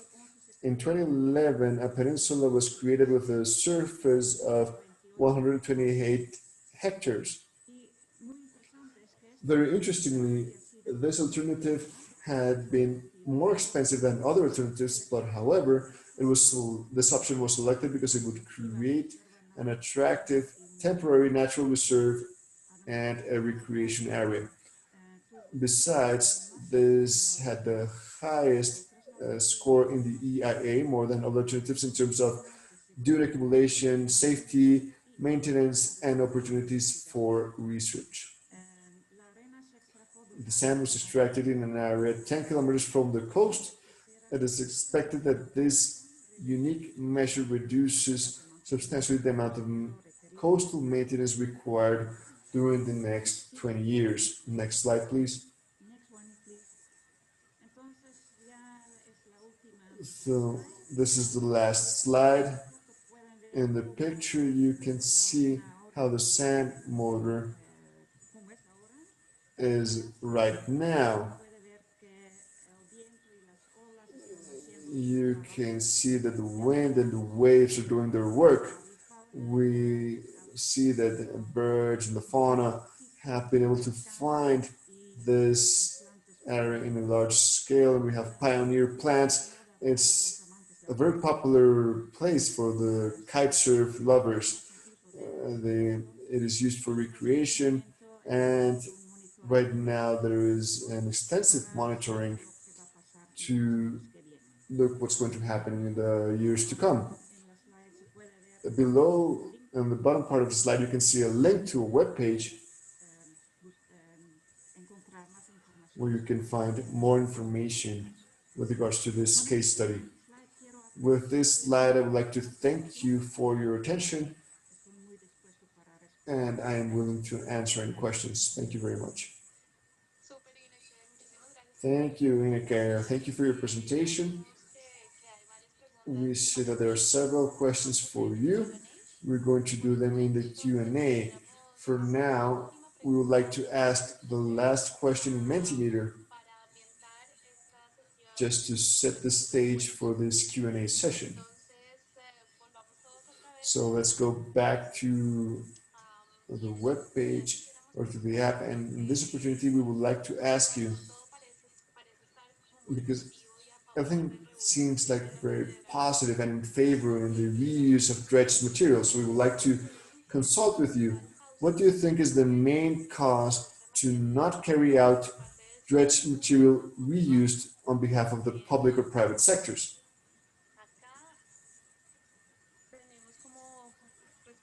Here we have some answers. Lack of knowledge on the quality of the material. This could be lack of knowledge of the norms, lack of knowledge of the costs. The main cause is to the lack of training in territories for care, management, and protection of natural resources. Very important as well. Contamination, contaminated material. There's not enough regulation. I lost audio. I'm sorry.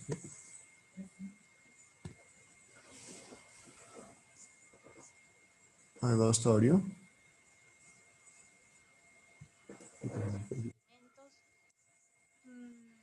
Okay. What other type of causes do you think could lie behind the lack of reuse of material nowadays? There's no regulation, lack of legislation, lack of land use planning or territorial planning, contamination,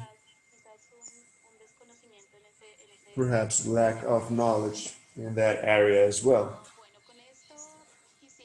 So with this, I would like to hand the floor over to the Director of Infrastructure and Energy of the National Planning Department, who is going to moderate the Q&A session in this seminar. Jonathan Bernal, I would like to hand the floor. The floor is yours. Thank you, Alexandra. First of all, good morning. I thank you for your participation. I'm part of the National Planning Department, as Alexandra mentioned, as the Director of Infrastructure and Sustainable Energy.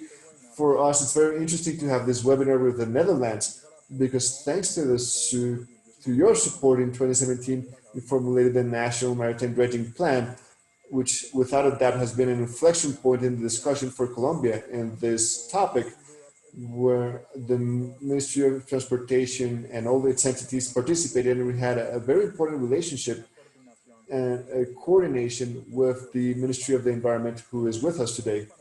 I would like to greet the panelists of today, Enriquez from the Commission of the Netherlands, Jorge Acosta de Carvajal, representing the Ministry of the Environment, our Captain Javien Enriquez Gomez Torres, Subdirector of Maritime Development of the MAR, and especially to you, Alexandra, representing the embassy. Today, I hope to fulfill my role as moderator in the Q&A session, where we have some simple rules that you see on the screen.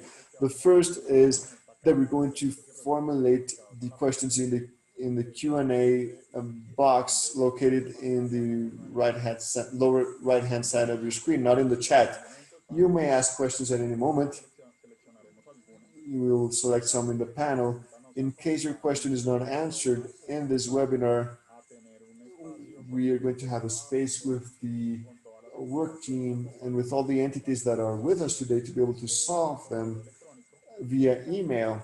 And finally, we ask that that question is short, precise, and which has to do with the topics that we covered today. So I would like to begin perhaps with Enriquez with regard a compound question of two elements. The first, as the DIMAR, the Colombian Maritime Authority mentioned, 10% of the dredge material is contaminated. They talk about an experience in the Netherlands. How have you managed this in the Lufter area, and how would you describe this area, and how was this done? I think it would be interesting for Colombia to know this. But besides that, an additional element that we would like to know is which were those main changes that took place in the Netherlands so that the reuse of dredge material became a reality, obviously in harmony with the environment. Enriquez, the floor is yours. Thank you, Jonathan. 10%, this issue of the 10% of contaminated material, that is precisely the purpose of an EIA, to research what percentage of the materials can be reused and which could not, what would be the destination of this super contaminated material. And the second question, could you repeat? Yes, sorry. This area that you have in the Netherlands, in Lufter, how was it made? How does it work? And how did the Netherlands manage to give that new use to the dredge material? What do you think changed at the time? What was the transformative element to be able to move forward in the implementation of this public policy? The main reason has been that the maintenance is quite costly of reinforcing or beach nourishment every 5 years, as I mentioned, because we are a country that half of it is below sea level, and due to climate change, this will cause a lot more problems in the future. So this experiment, which was done with the sand motor, has been precisely to find new ways for beach nourishment or beach protection using natural processes. Right now we're monitoring what's going on. It's a project which takes a long time, 20 years, to see if it can be reproduced in other areas of our shoreline or perhaps in other countries. Okay, thank you very much. Okay. On this that you mentioned, you talked about the importance of the EIA with regards to this transformation processes of this material for other uses. I would like to ask, linking this idea of the EIA, I would like to ask Jorge Acosta, in terms of reuse of dredge material, what could you mention in terms of the quality that Enriquez mentioned previously about the studies that have been carried out? What can we mention for the Colombian case? What's the quality that we have found there? Jorge, the floor is yours. Muchas gracias. En efecto, nosotros considerando... Thank you. Well, from the technical standpoint, you reiterate some of the elements that were mentioned in the presentation that we carry out precisely based on the technical tools that have to do with evaluating the maritime quality. So fall along those lines and being coherent with what we have been talking about and highlighting what Enriquez states about a percentage of the sediments that are contaminated, we Estudios técnicos, como lo mostramos en la presentación, highlight that the technical studies, as we talked about in the presentation, in the last 2 decades have been identifying the presence of some elements, of some substances, which are considered contaminating in maritime and coastal environments, which include sediments. But we have also identified the presence of some of those contaminating substances in aquatic organisms.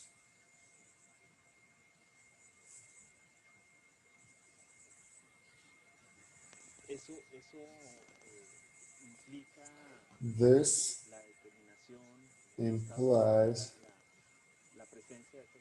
or the document of this contaminating substances is documented in water and organisms along the maritime and coastal environments. So therefore, with regards to any type of activity that's going to be developed in these marine spaces, which include dredging, well, it's necessary to approach environmental evaluation processes, and these are considered and typified in the environmental licensing processes. However, we reiterate what was mentioned.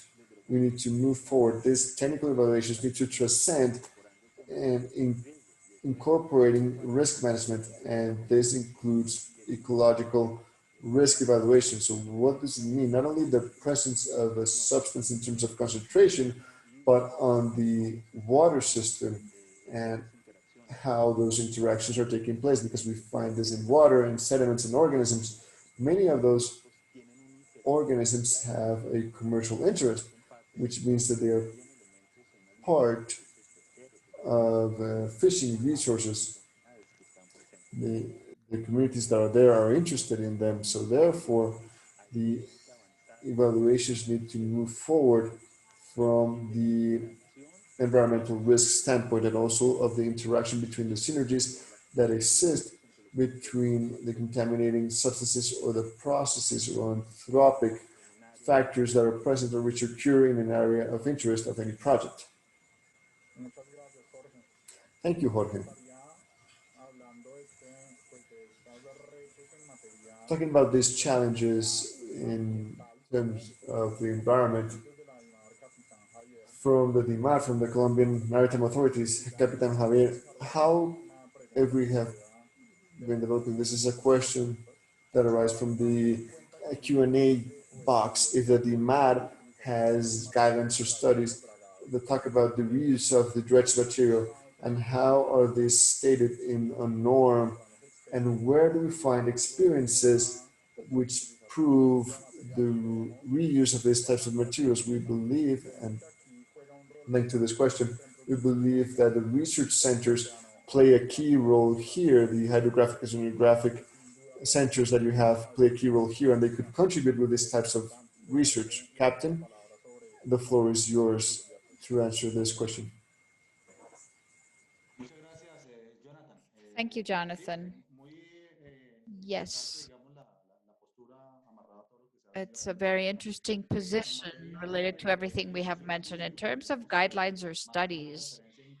More than international references and some cases that have been developed here in the country, as we mentioned during the first session, we don't have that framework, but many indications of what that would take. First, with the physical characteristics, for example, granulometry and others, such as the chemical characteristics and the contamination of the material, and assess that quality. And the other thing in this exercise, because that regulatory framework does not exist currently, and we have taken guidelines from Spain with the support of the Netherlands, we hope that we have a national framework. We need as was mentioned, we need to update the reference terms for dredging, and we could include this. Right now, the MAR is not part of this, but we have some important components in terms of the exercise of the maritime law. We will insist that these capacities that we mentioned become part of the update of the terms of reference so that we can work synergetically for the national benefit. Thank you, Captain. I have space for another question for the Ministry of Environment, specifically for Andres Felipe Carvajal that accompanies us, and a set of questions also that we received in the Q&A box.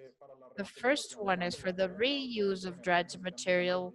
Do we need an environmental license today in Colombia? And if the answer is positive, how do you proceed to obtain it and who issues it? And aligned with the doubt that Captain Javier had, when will these terms of reference be official, the ones that you shared?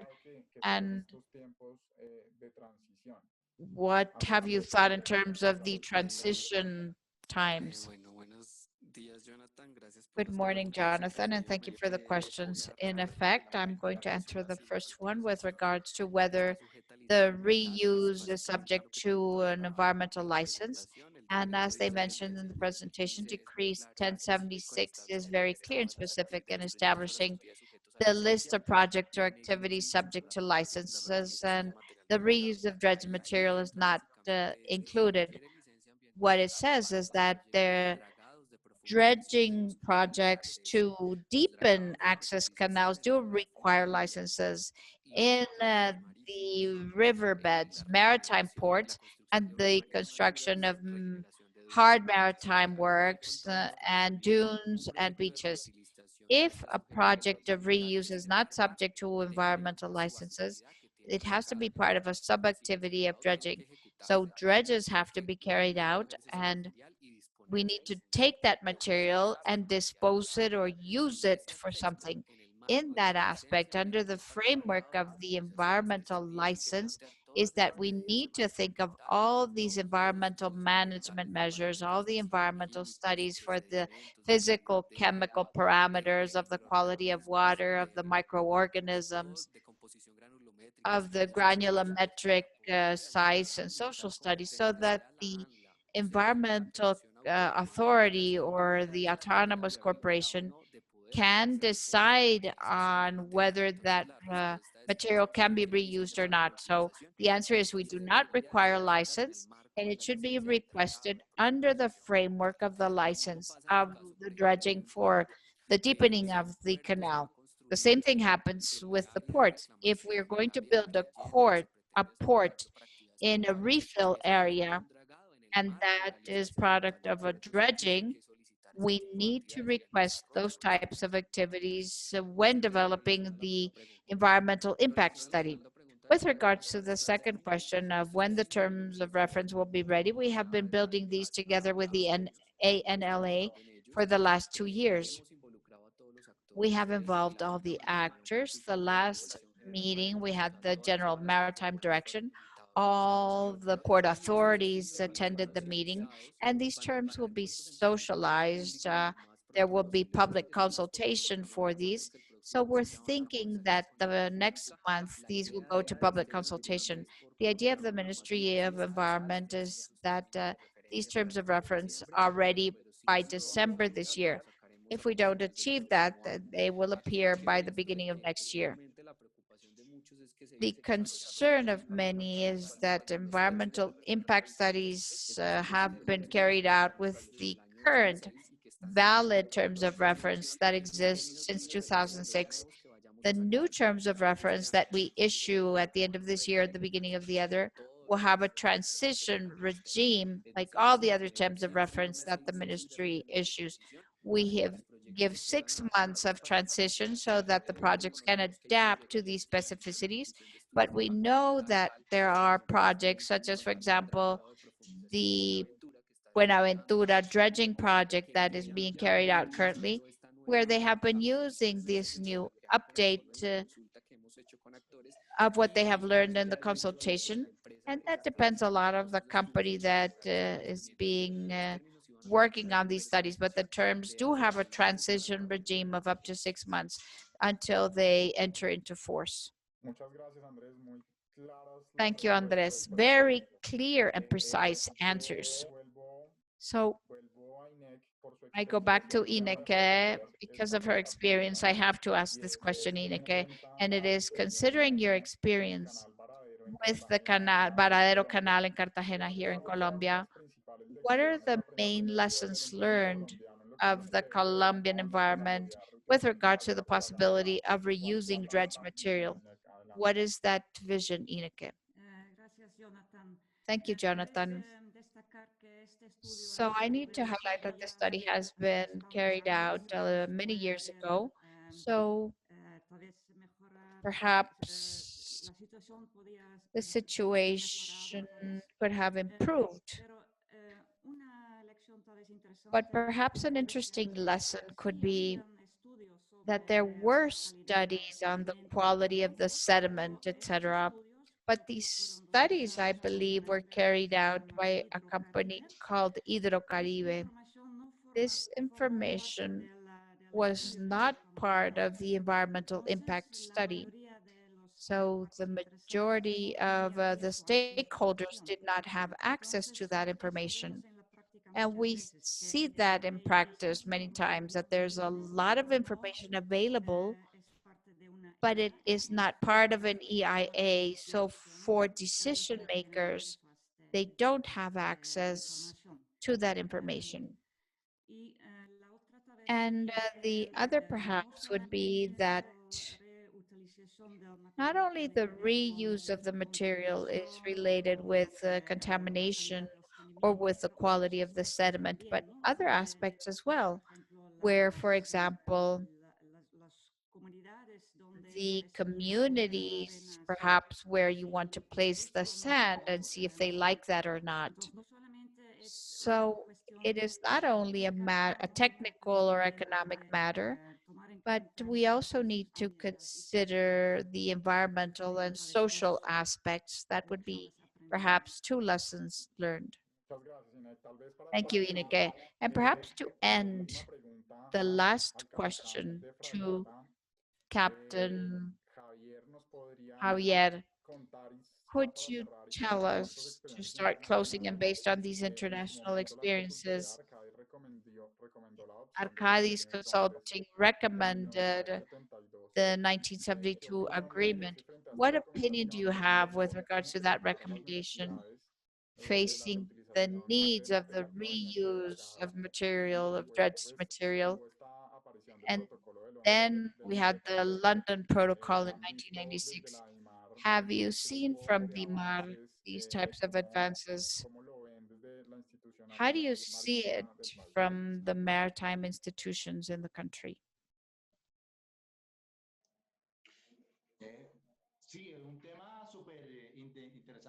It is a very interesting and highly relevant topic, Jonathan, because the international frame of reference gives us these types of guidelines.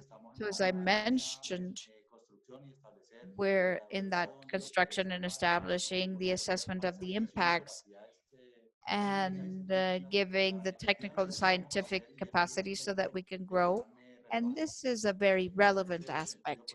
In that sense, it is important to continue with all of these recommendations and experiences in the international arena and to apply them the best way possible to our national reality, to be able to build the best way possible the specifications that need to be considered so that we can have a reuse with environmental care and with the best advantage possible. We thank all our panelists, and I give the floor to Alexandra again, and thank you for allowing me to moderate this Q&A session.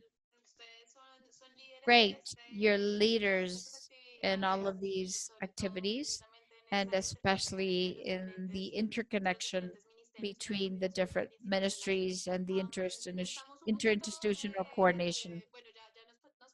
Well, we are 10 minutes over our hour, but I would like to thank all of you, the audience in general, not without inviting you on November 10th so that we end this cycle of webinars on the reuse of dredged material.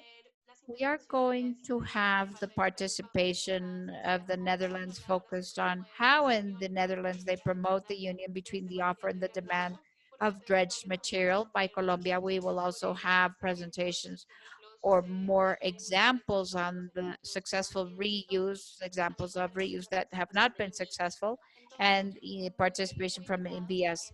So you're all very welcome.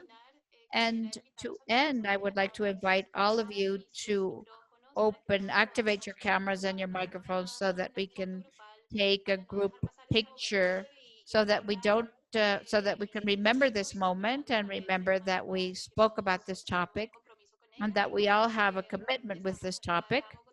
We're here in Bogota, we're connected, and we know that you're connected from the Caribbean coast, Buenaventura and Tumaco in the Pacific. So it's a beautiful moment for this group picture. I am connected due to technical problems through a telephone, so I would ask one of my colleagues to please support me taking a screenshot of the people that we have with us right now, and when we're ready, we can end today's webinar. We are trying to enable everybody's camera and to enable microphones as well. Perhaps you can say hello if you want. Big hello from Holland. Saludo muy especial para todos. Allá veo a Álvaro también veo otras personas con las que nos encantará. I see other people that we will love to continue speaking with. Thank you very much. Special hello to everybody. Warm greetings to all, especially Alejandra. Thank you all. Special greetings. Muy especial para todos. Alejandra, muchas gracias. Y Capitán Gómez, saludo. Captain Gómez, special greetings to you too. Great, you're all welcome.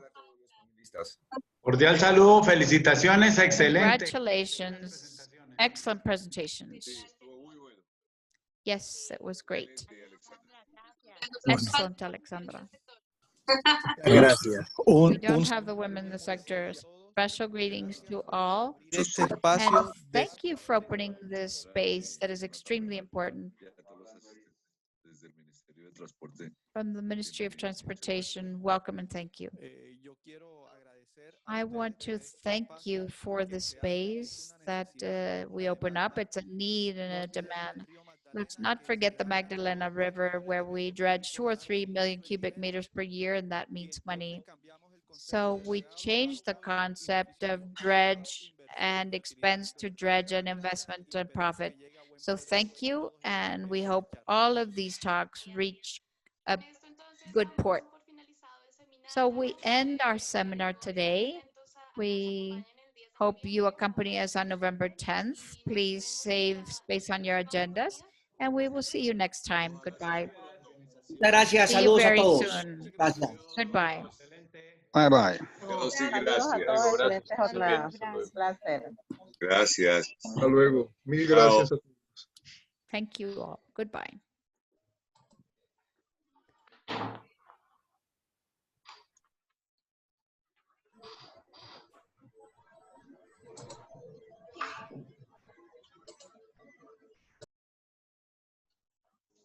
Él estudió en Estados Unidos.